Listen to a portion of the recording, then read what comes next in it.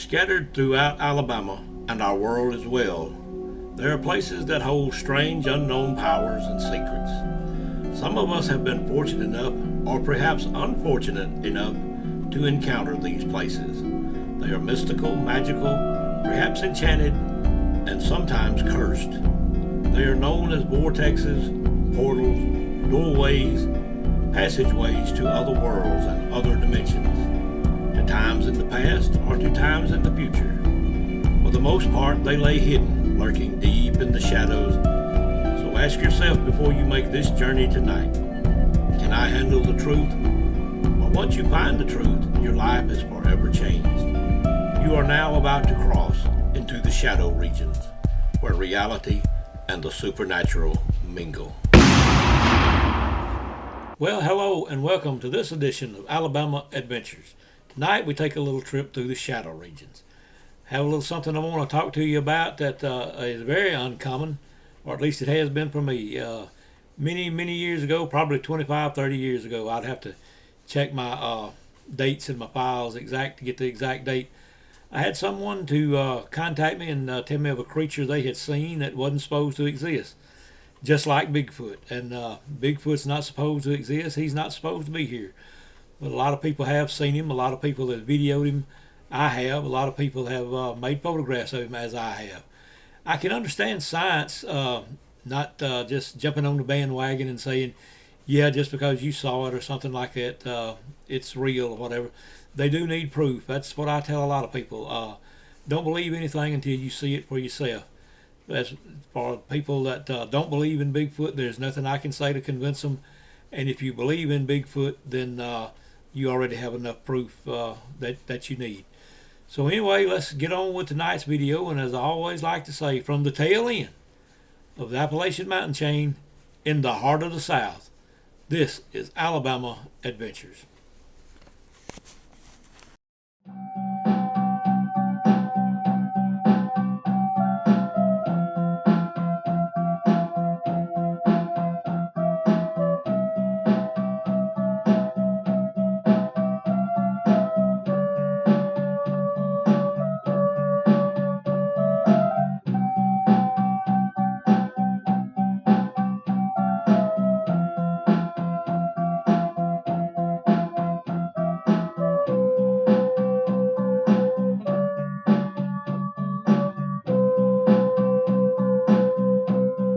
Okay, so now what I want to do is carry out on a little field trip real quick to where this someone called me and here just a few days ago and told me that they had seen a creature that wasn't supposed to be here and wanted me to come down there to where it was. And a little bit later on that day we did get together and they showed me where they saw it and all this type of stuff.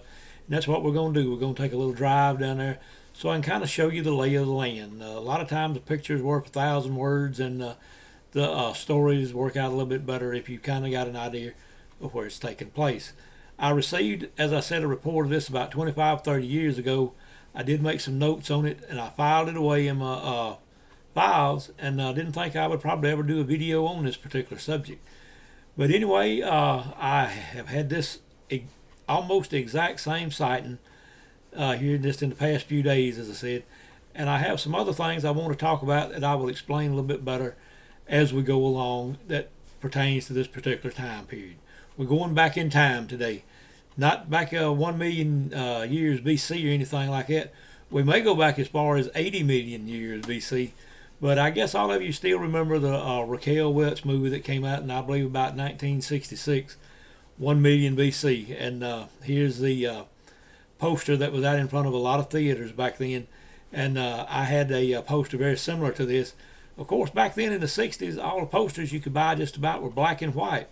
And that's what I had. I had a black and white poster of Raquel Welch. I believe it was like this where she was at the beach, from the best I remember. I know I kept it on the wall for years, and I had a lot of people come by and admired that particular poster. And I did too. I lost the poster, heck, over the years. It may have just disintegrated. It got so old and everything. But anyway, here we go on this Alabama adventure. Okay, now we've come down Tallapoosa County Road 79, and I have pulled over on the side of the road. I'm going to show you where this creature was spotted. It was right along here. If you're coming south on 79 from the intersection of Highway 22 and of course County Road 79, you'll go about I guess 5 miles or so south, and you will come by the fire tower. Right after you come by the fire tower, then you'll be right here where this particular sighting was made. I'm going to get out right now and sort of show you a little bit of the lay of the land right quick. Okay, now the wind's kind of blowing. I hope it don't pick up too much on the mic, and they are cutting logs in here again. This is the back part of Zana, or the back side of Zana. Zana's on the main road up there, but this many years ago was a cotton plantation all through here. And I'm going to take the camera now and sort of show you. Okay, now the wind's kind of blowing. I hope it don't pick up too much on the mic, and they are cutting logs in here again. This is the back part of Zana, or the back side of Zana. Zana's on the main road up there, but this many years ago was a cotton plantation all through here. And I'm going to take the camera now and sort of show you some of the land. Anyway, as he came over this little hill where that trailer is sitting with those logs on it right there, he said this little thing come walking out into the road about right along here where this no trespassing sign is. He said he was trying to sort of get him some landmarks because he knew he was going to call me to tell me what he had seen. But anyway, he said it just walked about halfway out into the far lane over there, and he was, of course, coming over the hill, and said he could tell that this thing wasn't an armadillo. That's what he thought it was when he first saw it. But he said as he neared it, it was standing too tall. And let me sort of give you a little bit of the lay of the land out there where they have been cutting. And you can hear the tractors over the hill there.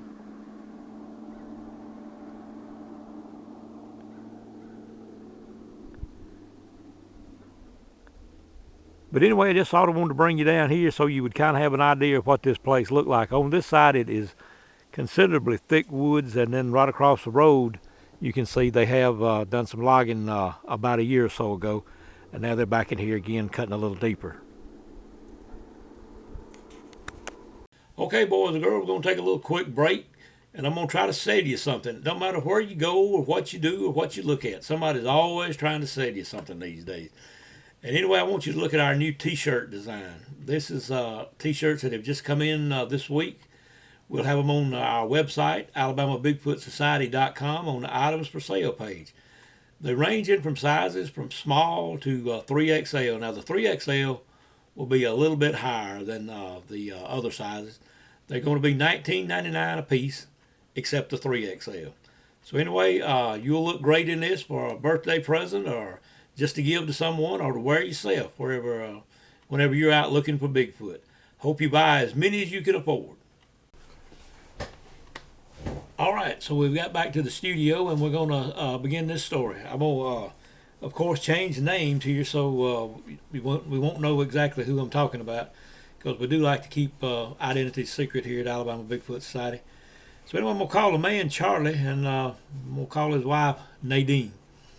I've always liked that name for some reason, so I'm going to use that tonight. But anyway, here we go. They were on their way to Dadeville, Alabama, and they were going down Tallapoosa County Road 79.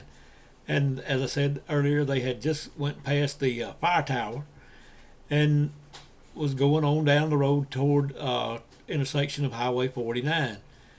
So as they came around this little curve and hill, they saw he saw something come walking off the edge of the road onto the pavement in the other lane, that the lane that he was not in. This thing just sort of come waddling out, he said, similar to how a possum walks. If you've ever seen a possum walking, and I'm sure you've seen them at night if you get out very much, they kind of waddle or wobble whenever they walk a little bit. And he said that's the way this thing came into the road, and said as he neared it, it just quit walking. It just come to a complete stop, like it was looking at him.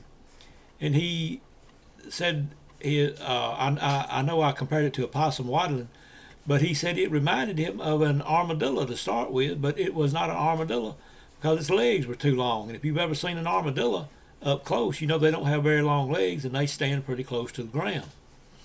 But he said this thing was probably standing 5 or 6 inches off the ground. Its legs were probably at least 5 or 6 inches long, and he really didn't know what it was, but he could tell it was kind of an unusual looking creature. As he came up on it, he had never seen anything like it, except he had seen some pictures that it reminded him of. So anyway, he gets a little closer and he puts on the brakes, and then his wife sees it, and they look at it, and as they're coming up on there, they start commenting on, what is this thing? It's an unusual looking little animal there in the road. And he said as he got close, this thing looked exactly like a prehistoric triceratops.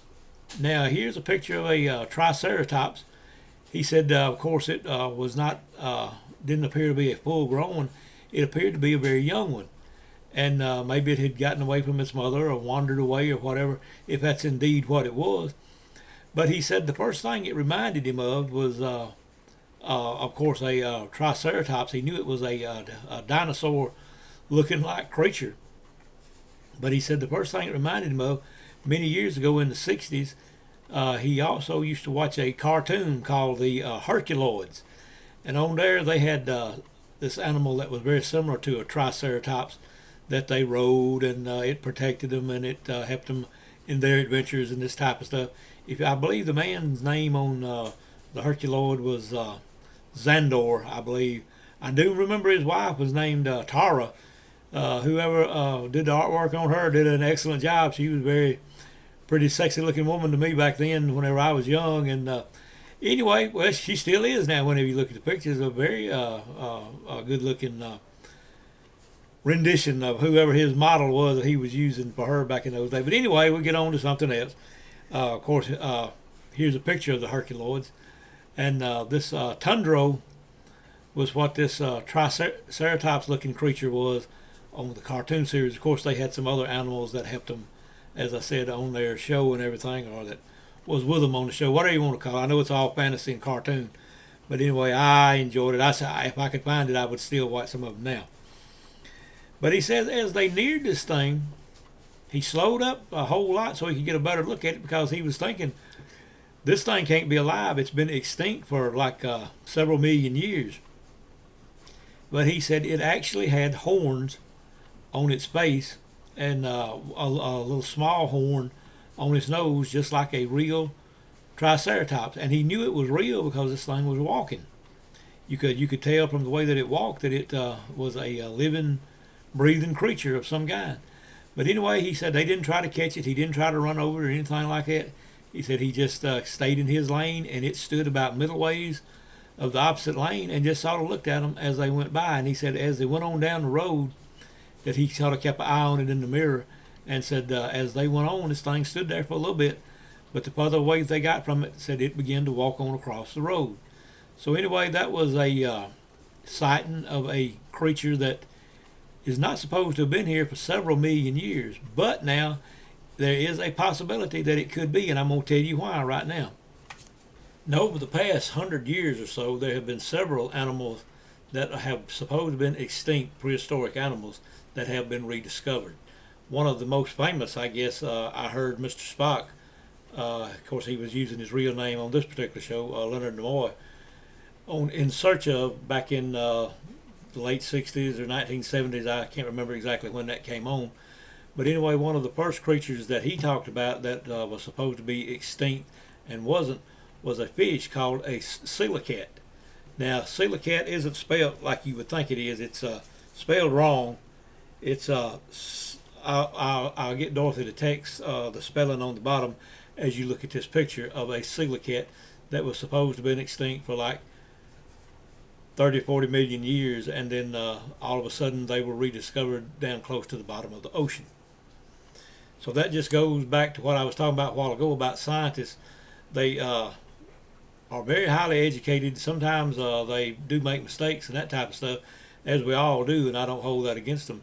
Anyway, just because they found some fossils of this particular fish, then some scientists decided that they were extinct for 40, 50 million years, whatever it was, while the whole time they were still living and thriving at the bottom of the ocean. So that just goes to show that sometimes science is wrong, even though it has proof of something. It had proof that this particular creature lived and had died many millions of years ago, so it turned into a fossil rock. And speaking of fossil rock, I'm going to show you some in just a minute that came from Montgomery. This was found back in the late 1960s, and I'll tell you that story a little bit later on about fossils from the ocean that were found in Montgomery, Alabama. But before we go any further, let me make a little correction on something I've gotten wrong. Whenever I heard this word about this prehistoric fish that they had found that was not extinct, it had an unusual name, a coelacanth. Coelacanth is the way it's supposed to be pronounced, but I always call it, when I was talking to my son, he was young back then, and I kind of changed the pronunciation of the word to coelacat was what I called it. But anyway, I had somebody the other day to comment that some of the words that I mispronounced were funny. It's just that I can think of several ways to pronounce a word, just like I can think of several ways to spell a word. I don't always spell them exactly like the dictionary has, but I can think of several ways to pronounce them, several ways to spell them. Actually, the name of the English that I use is called Southern English. So anyway, you just sort of have to get used to it whenever you're listening to something that I have to say. As a matter of fact, there was a lady from a radio show in California was visiting some of her relatives over the weekend, and I would like to tell who she was and her radio show, but I do need to get her permission before I do that, putting it on here. But she came down, and I'm sure she heard some mispronunciation of some Alabama words, but she was probably used to it because Alabama's where she was originally from. But before I get on that story, I want to tell you this one. Like I said, the man reported it to me some 25, 30 years ago of this same identical creature. And right now, I'll take you on a little ride or a little trip, whatever you want to call it, to show you where this was seen. This was seen in Randolph County on County Road 24, pretty close to where the Transcontinental Pipeline comes through Randolph County. So let's go there right now. Okay, well, I want us to come over here on location to where this report came to me. I just filed it away. It was the only one like that I had, and anyway, I just ran across it the other day whenever a little something else came up. But anyway, I wanted to sort of let you see what the lay of the land over here looked like, and I'll tell you the story. Okay, now as the man came around that curve right down there, he when he got to here where it's a little straight as he came around the curve of what I was trying to say, he looked up the road here, and right along in here, right along in that little low spot right there, he saw something, walked out into the road, and he didn't know exactly what it was, but he was approaching it probably about 45 or 50 miles an hour, and he came up on it pretty quick. And anyway, I just wanted you to see the woods right here, how thick they are. Let me swing over here on the other side, and it's about the same thing, but as you can see, the sun's trying to break through there. The sun's low, especially this time of year. It don't get over about 3 o'clock high in the sky all day long. Now, as you see right up there, that curve that goes to the left over that little hill, now that's the Transcontinental Pipeline up there.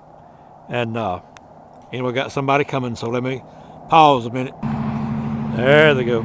Right along there where that truck is right now is about where that thing was. Well, in that little dip right there is where that thing was. Anyway, that's what I wanted you to sort of see the lay of the land and give you an idea of where everything is. As I said, right where he just went into the curve, that is the Transcontinental Pipeline. And if you go to it and turn left, you'll go to Texas.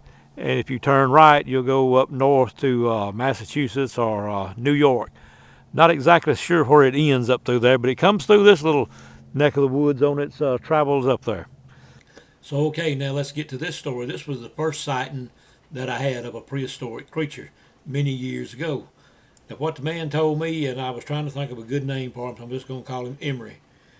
What Emery told me was that he was traveling down County Road 24 several years ago, and it was pretty much as the story here just a few days ago.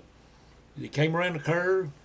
He started down this straightaway that I showed you a few minutes ago, and as he got on down there a little ways, he saw some kind of creature walking into the road. It was walking into his lane that he was in. But he said as he came toward the creature that it moved across the center of the road and then went on into the other lane where it stopped and turned its, he could tell that by now he was close enough he could see this thing's head. And it was standing kind of a broadside to him. It had walked on the road kind of at an angle, but it was standing at an angle, and it turned its head toward him. as he neared it. So he said it was an unusual looking creature, and he couldn't quite figure out what it was, especially the size of it, the thickness of its body reminded him of an armadillo or something like that, as it did Charlie a while ago and Nadine. But anyway, he said it had long legs.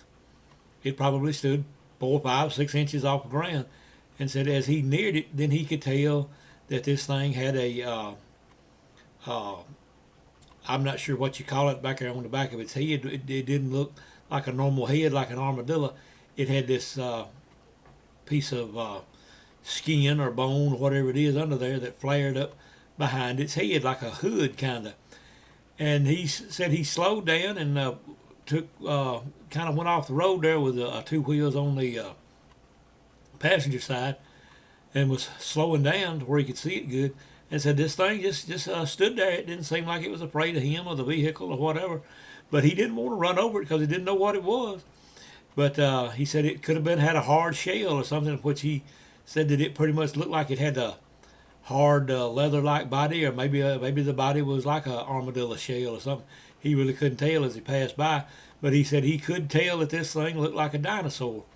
And he didn't know exactly what type of dinosaur it was called, but he described it, that it had these two horns that came out there on that hood or wide piece of bone behind its head, whatever it was, part of its head, I guess, or a skull, whatever. But so anyway, while we were talking about it, we looked it up, punched in dinosaurs, and I let him look at some pictures of some dinosaur, and that's what he identified this thing as, a triceratops. But he said the whole creature only stood maybe 10, 12 inches tall from its back to the ground, but it had extremely long legs. So it was pretty much the same sighting, as I said, that Charlie and his wife Nadine made only a few days ago, but this was made many years apart and in a complete different county. So anyway, now let's get on to the next story that I have about a possible prehistoric creature. Okay, boys and girls, we're going to take a little quick break, and I'm going to try to say to you something. It don't matter where you go or what you do or what you look at. Somebody's always trying to say to you something these days. And anyway, I want you to look at our new t-shirt design. This is t-shirts that have just come in this week. We'll have them on our website, alabamabigfootsociety.com, on the items for sale page. They range in from sizes from small to 3XL. Now, the 3XL will be a little bit higher than the other sizes. They're going to be $19.99 a piece, except the 3XL. So anyway, you'll look great in this for a birthday present, or just to give to someone, or to wear yourself whenever you're out looking for Bigfoot. Hope you buy as many as you can afford. As you know, Alabama Highway 22, I've deemed the Bigfoot Highway because we've had so many sighting reports. I've had sightings along Highway 22. It's a pretty long road here in Alabama, and I have traveled it from one end to the other over my life more than once, and I have seen some things like I believe were Bigfoot along Highway 22. A lot of other people have too, and if you remember in a video that we did about Zana, a lady said that she saw one trying to hide behind a tree or to camouflage itself in, acting like it was its arms were the limbs on a tree, if you remember that video a while back. Anyway, this was pretty close to where this was. This particular sighting happened near Daviston, Alabama, and I did a video on Daviston, the history kind of here a while back. Anyway, something's in my eye, so let me rub my eye a minute, and we'll get on with the story. What it was, a man was traveling west on Highway 22 as he neared Daviston, Alabama. The closest road would be Mountain Springs Road, which would turn to the left if you were traveling west, and Cottony Road is right across the road from it. It's a dirt road. But this was, I guess, 200 or 300 yards back east of Cottony and Mountain Springs Road. Anyway, he said as he came down the road, he come around a little curve. I'll go down there tomorrow and do a video to where you can kind of see the local. I went down there today to do the video, but I guess because it was a holiday weekend, the traffic was pretty heavy. Maybe it won't be so bad tomorrow, and I can get a video of that location to kind of let you know where it was. But he said as he was coming down the road, he saw something moving up ahead of him, and he thought it was a large truck of some kind. It was a dark charcoal gray. Now, was that leather or was that something else, a leathery look? He said he didn't see any fur or hair on it, but said it possibly could have been. But said at the distance he couldn't tell if it was leathery skin or if it was fur, but it was a charcoal gray color. It was very dark. And he said this thing walked across the road on all fours. And the thing about it, what it was so large that's what caught his eye. As I said, it looked like the back end of the truck when he first saw it. But then he could tell that this thing had legs, and all he saw was from about the middle of its stomach across its hind legs and hips, and possibly a tail of some kind. Or it could have been the other side of its hip, just looked like a short, fat tail. But anyway, that's what he saw, and I'm going to show you a picture of it. I'm going to have to get the video camera to show you a picture of this that I drew a few minutes ago. I would scan it on the printer and put it on as a picture. But my printer's tore up, as everything else here this last month. Everything's tore up, or something's went wrong with everything. So anyway, I'm just going to get the camera here and show you a picture of what he saw. And what it reminded us of was a giant sloth. Now, is that what it was? I don't know. Now, is there a dimensional portal, I'm trying to say, over there somewhere, time portal, that maybe these things can sometimes enter in and out if they're in the right place at the right time? Maybe the portal activates and it does lead to somewhere in the past, like we were talking a while ago about Raquel Welch with 1 million years BC. But anyway, we'll talk about her more in a few minutes when we get to Montgomery. Okay, so I wanted to bring you down here to where this possible sloth was seen. I'll show you kind of where we're at. Right over there is a Cottony Road. It's a dirt road, as you can see, and I don't know if I'll pick the sign up or not, but anyway, that's Cottony Road. And then this is 22, Alabama State Highway 22.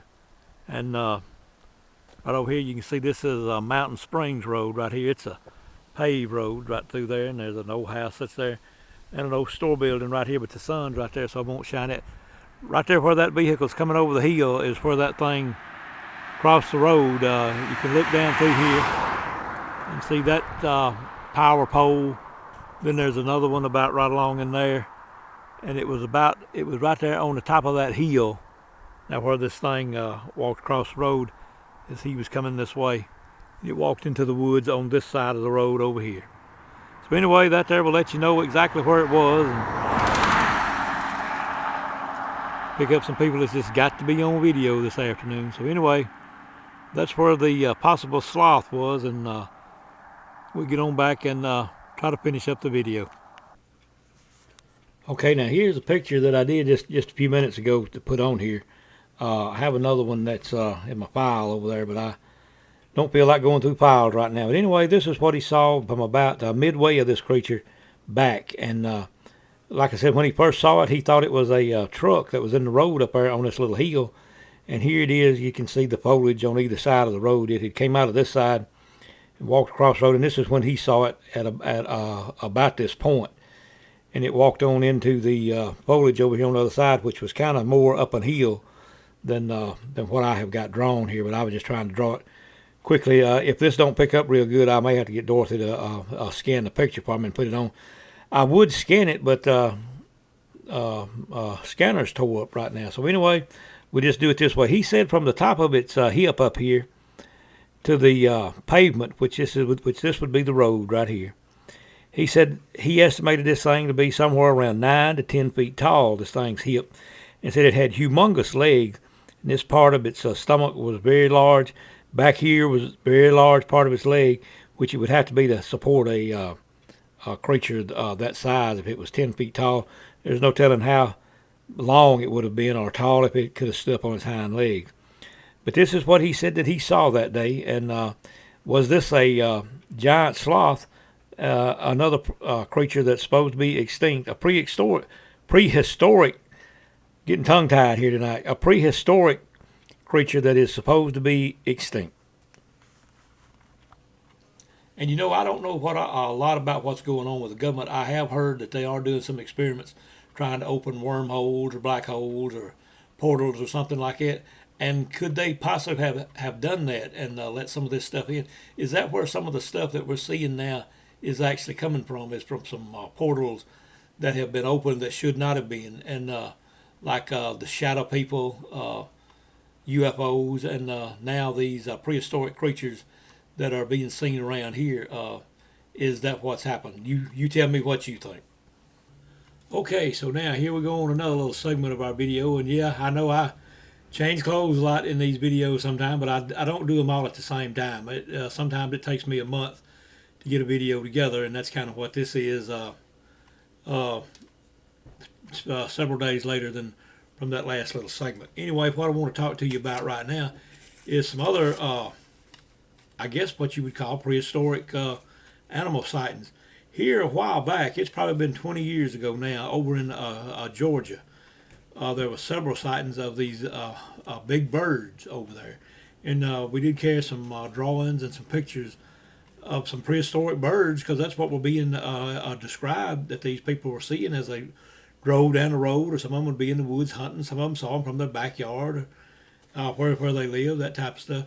And they all now I know there's several different kinds of these birds. I'm gonna call this one a pterodactyl, or however it's pronounced. Anyway, that's what I don't know exactly if that may be what this picture is, but you know what I'm talking about. So anyway, this was what was being described as a prehistoric bird over there. There were several sightings in Troup and Hurd County that I did talk with some witnesses over there that contacted me, and I did talk with them, and what they described was these leathery looking big birds. Not big bird that's on a Sesame Street or anything like that, but that's what we began to call them, was big birds over there. And there was probably 18 to 20 sightings over there in I guess about a 6-month period. So anyway, that's some other prehistoric animals that have been seen around. If you go on Google and click in dinosaur sightings, you'll come up with several across the world. There's a lot of video, and I don't think some of this video could be faked. That some of the prehistoric dinosaurs and things they have on there. Of course, now I guess our most famous possible prehistoric animal is in Loch Ness, Nessie as it's called, the Loch Ness monster. It's got several different names, but anyway, I'm sure that you've heard of Loch Ness monster.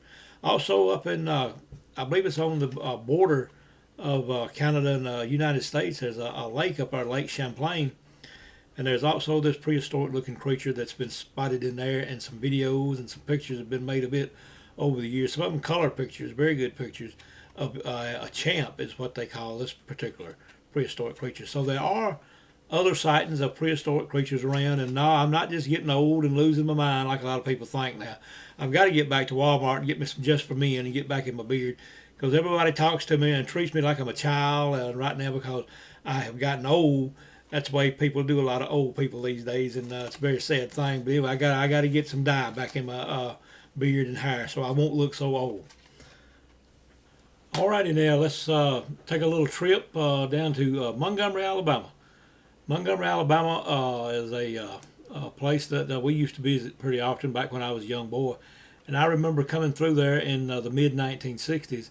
It had to be around 1967, because that's when we moved from the Florida line back up here to where we're at now. But anyway, and I do remember that I-85, I-65, several of the interstates were being constructed in. And that I've told you in the past, that's what type of work my dad did. And let me show you another picture of him right quick, and then I'm going to tell you a little something about him real quick. But anyway, heck, this is him one more time. He just got off of work one afternoon and came in home, and I was standing out there with a camera that I was making some pictures of something. And I told him to hold on just a second. Let me get a good picture of him the way that he always looked. And this is, if you ever saw him, this was pretty much what he was wearing, was the green work uniform, cap, and he was at this particular time he was driving the company truck, which sort of helped out on our vehicle and gas going back and forth to work, I guess. But anyway, what it is, we were in Montgomery, Alabama. I came down the Montgomery bypass, which is down there now, and here's a picture of it right now. This is a good picture. At least you can see the road. There's so much stuff down there now, so many businesses and car lots and eating places and this type of stuff, and it's just all jammed together, and you just can't tell where anything's at down there. But this is sort of an older picture, I guess, of the Montgomery bypass. I believe this is Highway 231. I believe is what it is. I'm not sure. May not be.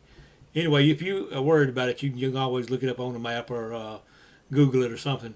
But anyway, when we moved that particular time, we brought a lot of stuff in a 1967 Ford truck. That's why I remember it had to be 1967 because my dad had just purchased this, not the truck that was in the picture, a truck that we had, and that's what we moved back a lot of stuff back up here in. Anyway, as we came around this bypass, which wasn't completed then, they were working on it, and that's where he was fixing to go to work, was on the Montgomery bypass. Anyway, we came around the bypass when it was still dirt. There was no pavement, there was no buildings, there was nothing out there except woods up nearly to the sides of the road, and that's what he told me whenever we came through there. He said someday this place will be just overrun with businesses and hospitals and just all kinds of offices and that type of stuff. He said, but you can always have in mind till the day you die that you came around the Montgomery bypass when it was new, before it was paved, while the road was still dirt. And that's exactly what we did. Okay, now I've told you that, telling you about the bypass, so let me get on to what we're talking about in this video. So anyway, that's where he goes to work, is in Montgomery. He stays down there during the week and comes home on the weekend. Anyway, they were out there constructing the road, the shoulder of the road, and what all had to be made and everything. I'm not that familiar with road construction myself, but anyway, they were out there working, and they hit this large area of rock out there. Well, they have to use what word, I don't know how bulldozers are identified now. I know at this particular time the largest bulldozer that Caterpillar made was a D9. D9 was a humongous bulldozer that would tear up anything or plow up anything. And they had this big plow on the back of them when they hit this rock that they could put in the ground, and it would bust the rock up, and they could move it out of the way. Well, when they got started doing that, they hauled out several loads of this stuff before somebody noticed it. And I'm not sure who noticed it or how they noticed it, but anyway, whenever they were busting up this rock, they began to find fossils. And I'm going to show you a picture of some of that, or a little quick video of some of that in just a minute. But anyway, I want to tell you a little bit more about it. They began to dig up fossils, so they contacted the supervisor out there and told him that they may have hit a scientific discovery out there, and didn't know where to keep tearing up this rock or what. So anyway, that's what they did. They got a hold of their supervisor and the bosses, and they stopped construction down there for a while. And what they would do is take these Caterpillar D9 bulldozers and bust this rock up with a big plow. I'll see if I can find a picture of one to put on here so I can show you what it looks like. I'm not sure what the identification now is or the size of bulldozers, but this was a humongous bulldozer. I have driven one many years ago, and actually, to tell you the truth, I was a young boy back then, just sort of learning how to drive heavy equipment whenever West Point Lake was under construction. And I got put on one of those one day to try to learn how to drive it, but it was just bigger than what I wanted to try to handle. So I wanted to stay on my little bulldozer of just pushing down pine trees over there. And anyway, I know I get sidetracked sometimes, but if I don't do that, then there won't be nothing to the video. There won't be nothing to talk about. So anyway, right now, what they did is whenever it got known that they had hit fossilized rock out there, it was part of the ocean at one time. The ocean used to come up as high as Montgomery, or may have come up a little bit further, but that was what they found out. I guess that's what they knew. But anyway, they were extremely fortunate to hit this fossilized rock where they found shells and shark teeth and just all type of stuff out there. And my dad brought in a load of this stuff. All the major universities from around the South came down and hauled this stuff out and mapped some of it and did all kind of research down there as fast as they could. They had a deadline that had to be through with the bypass, so they could only let them work on it for a certain period of time, and they got out as much as they possibly could. Anyway, as I said, he came in with a truckload of this stuff, and the old truck was sitting down in the back end. It was that 1967 F100 I was telling you about, but it came all the way from here to Montgomery with a load of fossilized rock on it, and this stuff was heavy. And of course, he had in this little box, and hadn't been able to find it. He had a little box of shark teeth that they had found down there.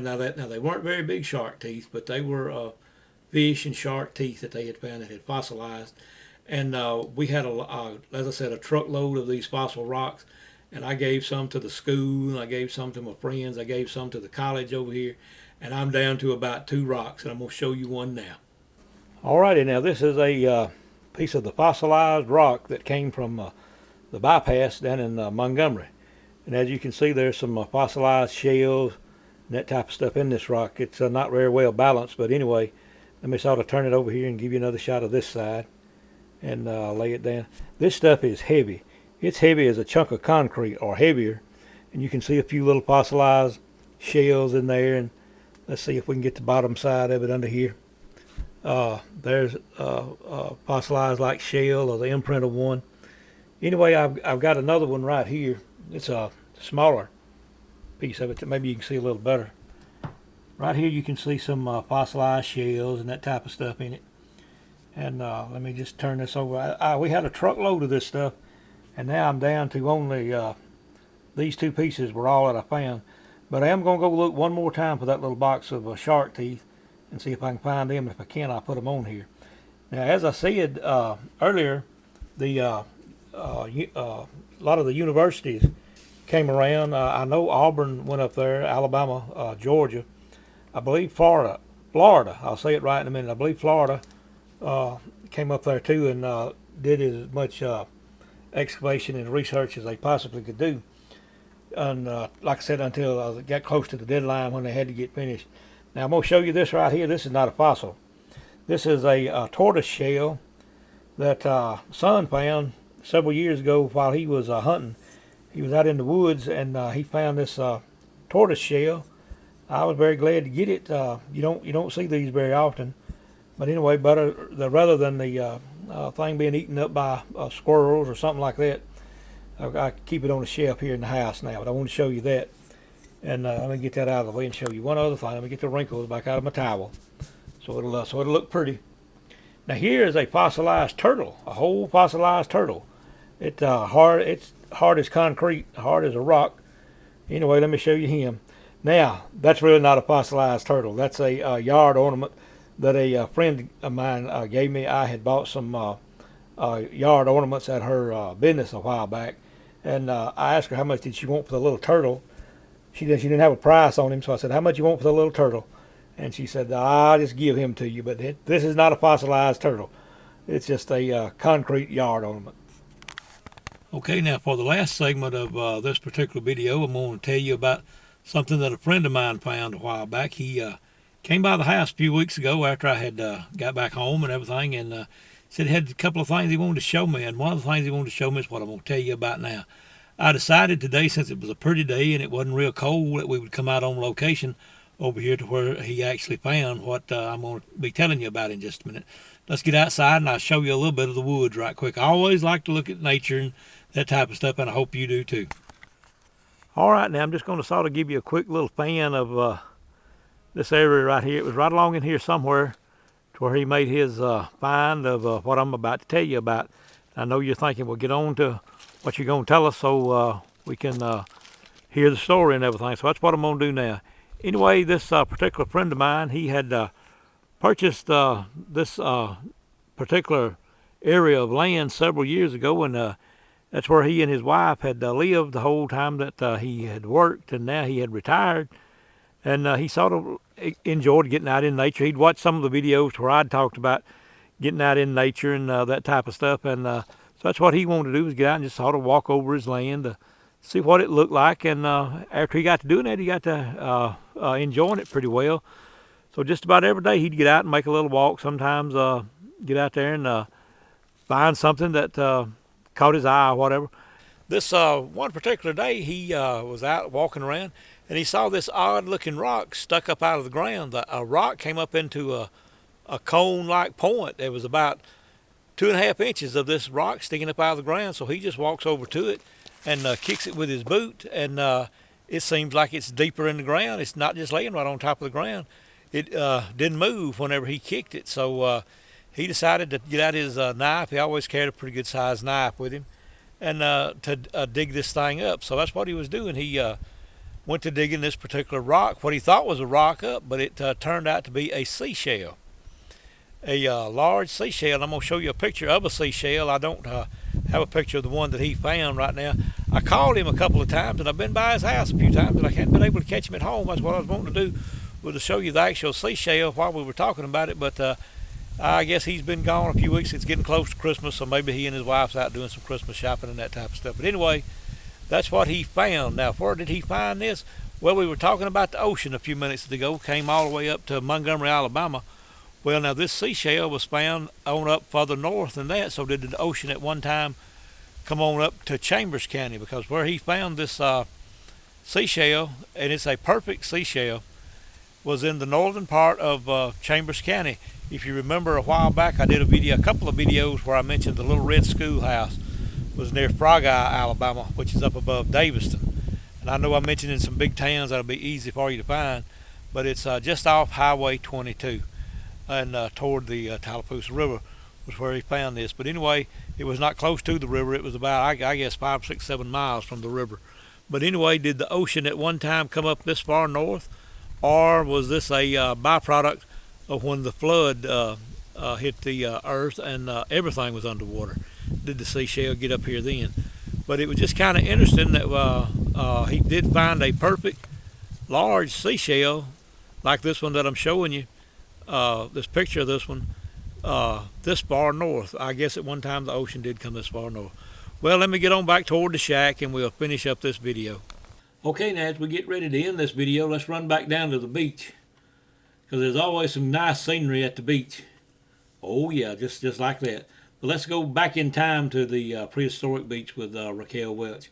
Here we go. And speaking of Raquel Welch, it wasn't long after this, when she made this 1 million years BC, that she appeared in Playboy. And I wonder what she looks like now, because this would have been around 50 years ago, somewhere right along in there now. This was in 1966, so this would have been around 50 years ago, whenever this was.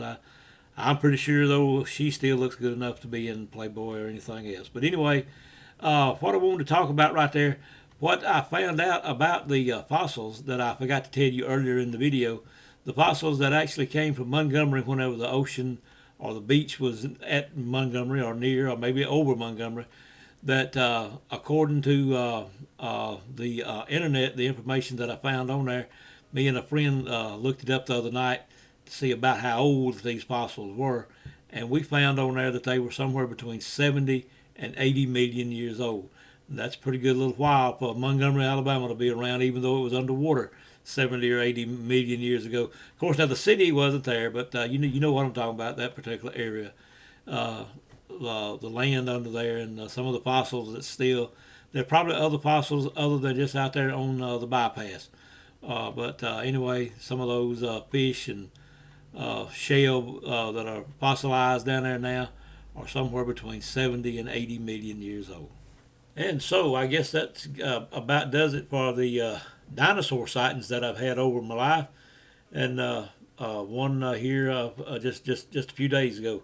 But what do you think that they're seeing? Do you think they're seeing dinosaurs, or is it a possibility, not a fact, just a possibility, that some of these things still may be around? Is it a possibility that some government agency or somebody has opened a portal or a doorway, and maybe these are coming in here from another time, another dimension? Because we have talked about stuff like that in the past, and I do believe, somebody asked me the other day, what did I think a dimension was? I really don't know a whole lot about dimensions, to just be honest with you. I do know that science says that there are parallel dimensions running right alongside us, that just inches away could be a freight train going down the track at top speed, and we're in this dimension and we don't know anything about it, or it could be the other way around. I don't know. You tell me what a dimension is. I have a good idea. It's just hard for me to explain what I think a dimension is. But anyway, that's what I'm wondering about. Is that where these dinosaurs came from, or have they always been here, as Bigfoot has? But I do believe some Bigfoot are dimensional type animals or creatures. They're about half animal and about half human. I'll say it right in a little while. I may have to just redo the video, but anyway, I do believe that some of them can travel from one dimension to another, or maybe from one time period to another. You tell me what you think. Well, okay, I guess it's about time to bring this video on to a close tonight, and let me get these purple reading glasses off.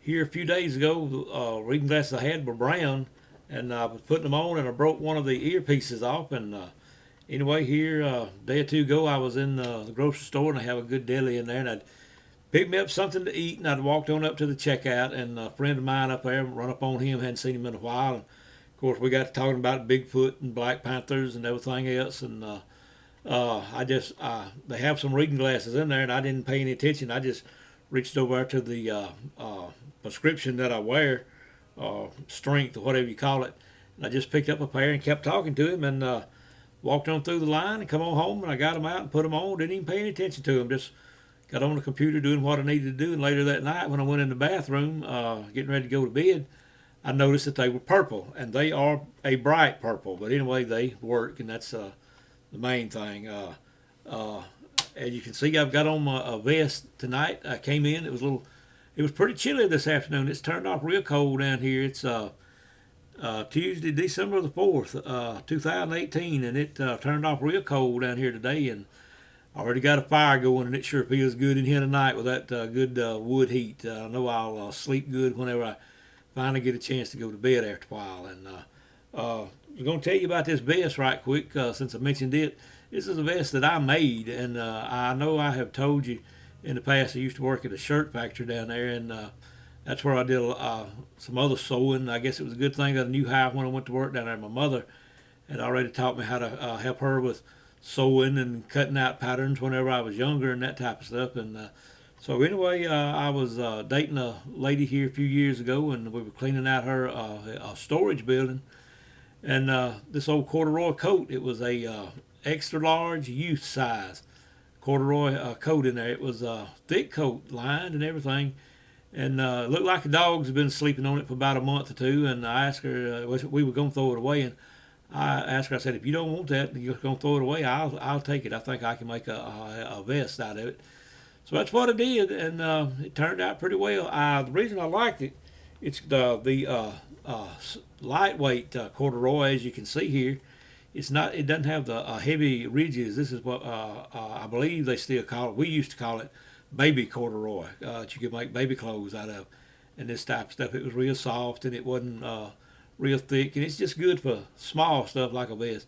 But anyway, I know I'm rambling a little bit, but I wanted to mention that. And anyway, let me see. What else do I need to say? I guess tonight, yesterday, I only had one uncle left living. He was my mother's brother. He passed away yesterday in Daytona Beach, Florida. And I do want to do this video in memory of him tonight. I'll show you a quick picture. Here's a picture of him and his wife. His name was Jean. Her name's Kathy. They live in Daytona Beach. He was an executive in Florida Gas for many years. And he retired out of there, and when he did, he wanted to go into business for himself. Something he had wanted to do for a long time, and that's what he and his wife Kathy did up until Monday, whenever he passed away. They lived in Daytona Beach and lived down there for a long, long time. This picture that I showed you, I guess it was probably made 20 years ago. Just about time that my mother passed away, they came up for a visit, wanted to visit her. And we got several pictures, and this was one that I ran across a while ago.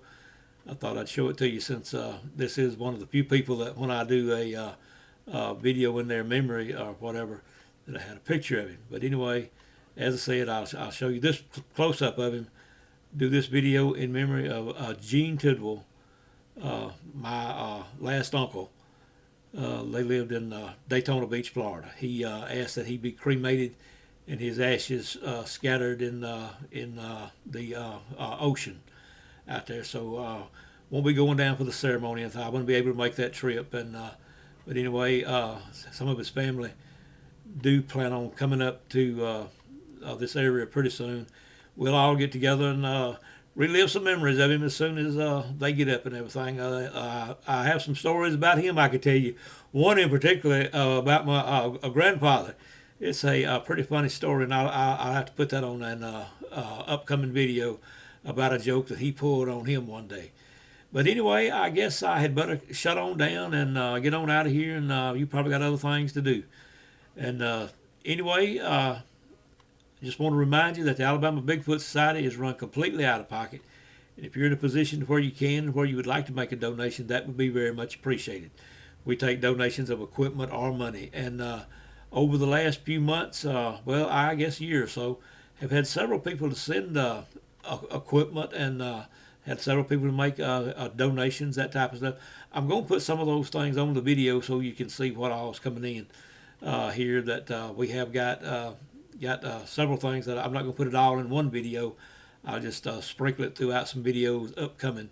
We've got some things that people have handmade personally that I was very glad to get. Well, we're very glad to get it all. I was very glad that they took time to be thinking of me whenever they were making this particular item that I'm going to show you about in an upcoming video. Anyway, if you like this video, I hope you'll give us a like. And if you like what we're doing down here with all our paranormal investigations and our stories and all that type of stuff, I hope you'll subscribe to the channel. Doesn't cost anything to subscribe. All you have to do is click the subscribe button and you'll be ready to see our next upcoming videos. So with all that being said, and it seemed like I was supposed to tell you something else, but I cannot remember what it was. But I guess with all that being said, I'll be looking for you next time on the next Alabama adventure.